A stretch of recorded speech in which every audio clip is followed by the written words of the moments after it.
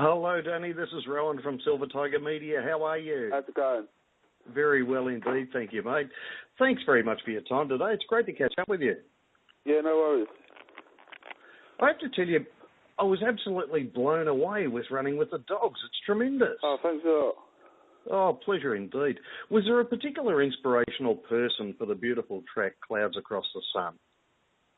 I wouldn't say inspirational person, but it's almost like a situation that all five of us have been in. You know what I mean? I mean, it's very much a kind of like a thinking about a girl you really like kind of like scenario. You know what I mean? Yeah. It was just like. It was almost like, you know what I mean, it was almost like our heir to something like, you know, like Dream On or something like that, you know what I mean? So it was very much in that vein. Yeah. But I think it's one of them songs that, like I think the same goes for a lot of our songs. We like it when people can interpret their own kind of views and meanings behind the song, you know what I mean? Yeah, indeed. And you can certainly drift off with that track and reminisce about exactly. Love's Gone By. It's very much like, it's a big kind of ELO kind of influence in there as well, you know what I mean? Yeah, very much so. I was also hearing a little bit of Beatles, but I don't want to be offensive. Yeah, I mean, we're all huge Beatles fans as well, you know what I mean? Oh, brilliant. That's all right. As long as I haven't offended you, that's the main thing. Yeah. Mate, we're thrilled that you're coming to Soundwave 2015. It's going to be brilliant to see you out here. What can we expect from your performance? I'd say we're just a kind of in-your-face, like, simple, solid rock band, you know what I mean? Like, our show is very much like an AC/DC Ramones-esque kind of show. It's like very kind of up-tempo, in-your-face, like just kind of rock show, really. Yeah, beautifully put too. A cross between the Ramones and AC/DC. Fantastic. Yeah. Mate, forming in 2008 and finding yourselves with an opportunity to tour with the big names, Alice Cooper, Thin Lizzy, Steel Panther, Slash, Kiss, Motley Crue, not to mention Status Quo, of course. Yeah. How did it feel when you first found out about these tours?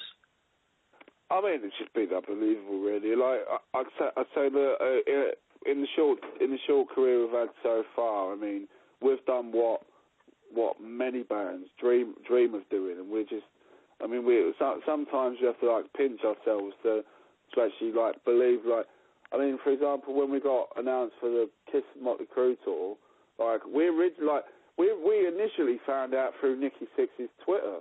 Like, we were like, because we heard talk about it and stuff, and we were like, yeah, but the chances are like it's not going to happen. They'll probably take a big band like, I don't know, like Buck Cherry or someone like that out of them. Yeah. And then when we got announced for the tour through Nikki Sixx posting his Twitter that the treatment are going to be coming out on the whole US leg of the tour, how they were naming it. It was like, yeah, show them some support. And we were just like, we couldn't believe it because we were in a van going somewhere to Glasgow at the time, like, and like 3 months later, we turned up and played in front of 30,000 people in Washington.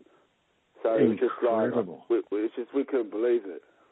Absolutely, what a brilliant story already. You'll be writing your memoirs before we do much further down the track. Yeah. Look, opening for these behemoths, did you feel well received by the crowds? Yeah, I mean, like, you know, I mean, we like the way we looked at it. If we get a clap, you know what I mean, we've done a good job because we're literally going on with some of the most hardcore fan bases on the planet. Like I mean, Kiss and Motley Crue. I mean, we didn't know what to expect because they're both legendary bands. They've got ridiculous shows, and then there's us going on with like a backdrop and our gear. You know what I mean? When they've got like cannons firing like rockets and stuff. So I mean, but like when we went out to America, we were doing like we'd play a show, and we were doing really well on merch and stuff, and like people were coming up saying, "Oh, like how much they enjoyed the show," and like we just couldn't believe it, like because when we went out there, we didn't even actually have a record. Actually, no. So like our record dropped the day we played our first show, so we were literally unknown. So the only way of getting our records out was to literally we'd we'd do the show, pack up our gear, literally run to where our merch was, and just flog our CDs. And we ended up doing 5,000 copies throughout the whole tour. Oh my God! And that was just through, brilliant. that was just us. That was just us selling them, like signing autographs and basically just like getting involved with all the fans. Indeed. Mate, next time you feel free to track me on the tour, I'll be more than happy to sell you merch. Yeah, definitely. Yeah. Look, I'm presuming that Gene Simmons changed his stance on hard rock being dead when he heard you guys play. Yeah, like the thing is, I think Gene is very much one of them people who loves to get a reaction from the press, because honestly, when we toured with him, he was without a doubt one of the nicest people we've ever toured with. Like, we were going out expecting to, like, they're such big bands, you know what I mean? We literally wasn't expecting anything, but like they give us a sound check every night. They give us a drum riser. They let us use their catering, like anything we needed. Like Gene was like so kind of like, because I think the thing is with Kiss, when they first started, they knew what it was like to be that unknown band going on big shows. You know what I mean? So yeah. I mean, they give us basically like the full stage to use. I mean, like honestly, like anything that we needed, they sorted us out straight away. It was just unbelievable. Oh, brilliant! Was there a chance for Matt and Paul Stanley to sing together? Unfortunately, we didn't get, like, the thing with Paul Stanley on that tour was he was kind of keeping himself to himself, because he'd literally just had throat surgery, so he was just barely talking in general off stage. But I mean, when he got a chance to come up and said hello and stuff, so I mean they were more than like lovely to us. I mean, on the very last show we did, I think it was in Hartford.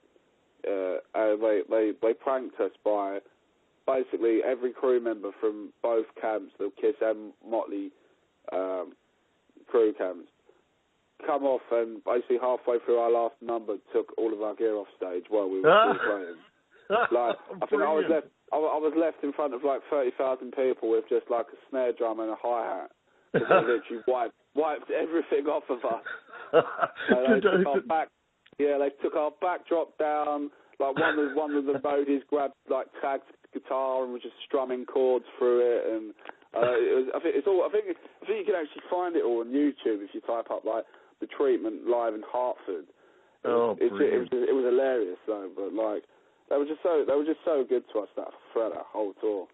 Oh, isn't that fantastic? Absolutely brilliant. Do you remember how Nikki Sixx got onto you in the first place? Yeah, it was honestly complete fluke. Like, what my theory and what happened was, basically, it was around the time we'd just released Drink Fuck Fight, the single. Yep. And being as our album's called This Might Hurt, I think Nikki Sixx either released a book or a 6 a.m. album or something under the same name. Yep. So my theory is he's gone to look for some stuff on his album and ended up coming across us. And from then he liked the video so much, he started playing it on the Sixth Sense radio station, tweeted about us saying, "Oh, I love this band, check them out." And then next thing, he put our name in the pot for the Kiss and Motley Crue tour, and then I think they figured just give an unknown band a chance, and then they put us on. Oh, brilliant. Stuff like that's just supposed to be.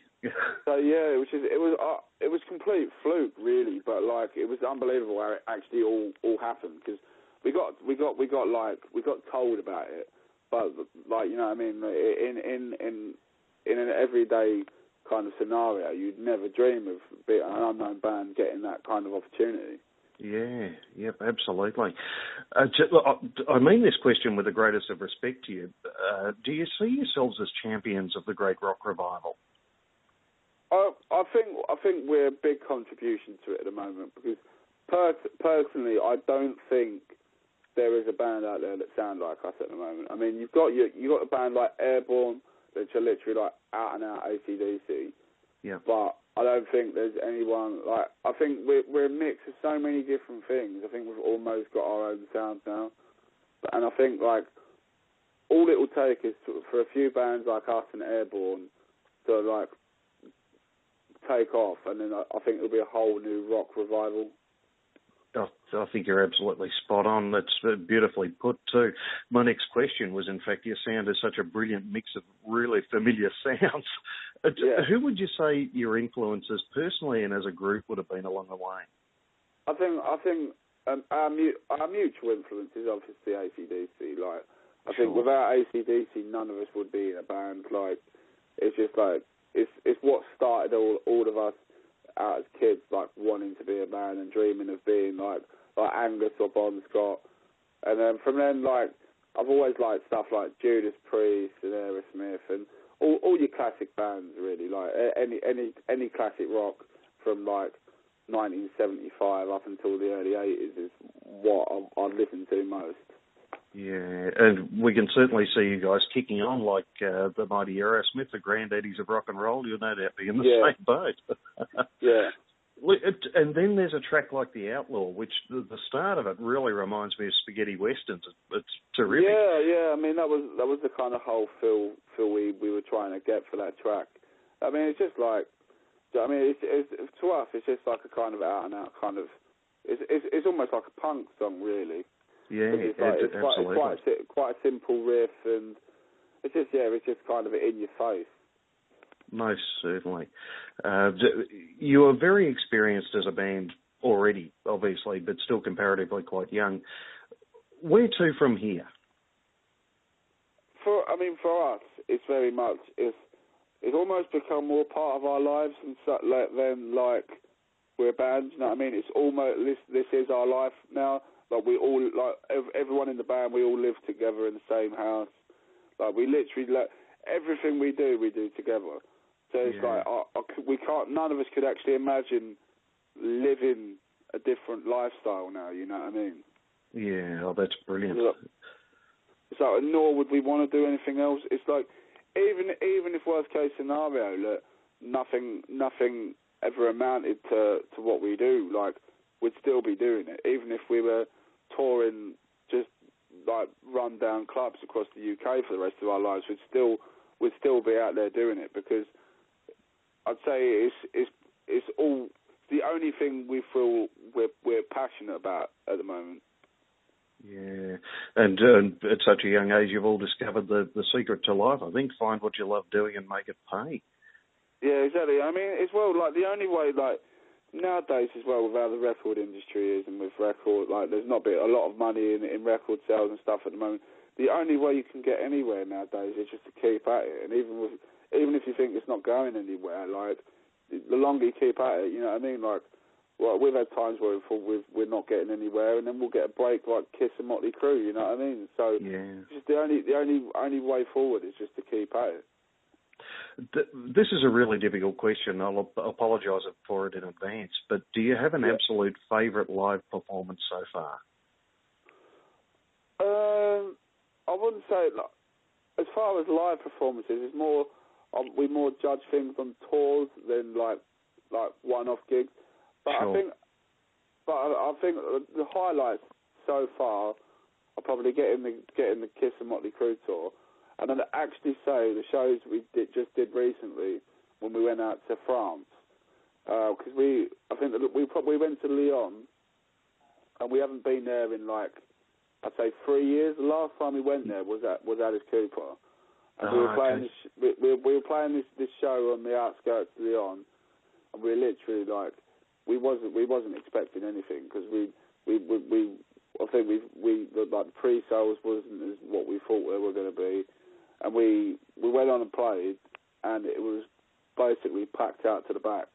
And we literally couldn't believe it, because people just come out of nowhere to come and see us. And we hadn't been there in 3 years, and we basically played to a packed out show. And it's like, and as well, because like it was weird, because it wasn't even a really well attended pre-sale gig, but everyone turned up. So it was nuts to think that people come from nowhere to see us. Isn't it brilliant? I think that was like the kind of first time we'd ever seen, like, we're starting to actually properly make an impact now. Yeah. Yep. That'd be inspirational indeed. Look, Yeah. I'd have to ask you, obviously with your accent, would be from the East End of London? Yeah, I mean, I was originally brought up in a place called Dagenham, which is like the outskirts of East London. But and my dad's always like lived around East and South London, so it was only I think it was I was around 12 when we moved to Cambridge. So like my parents just wanted to like get out of London because they'd lived there their whole life, so almost started like a new life in Cambridge. But I've still kind of kept my accent. Absolutely, you have. Yeah. What's the inspiration for the name The Treatment?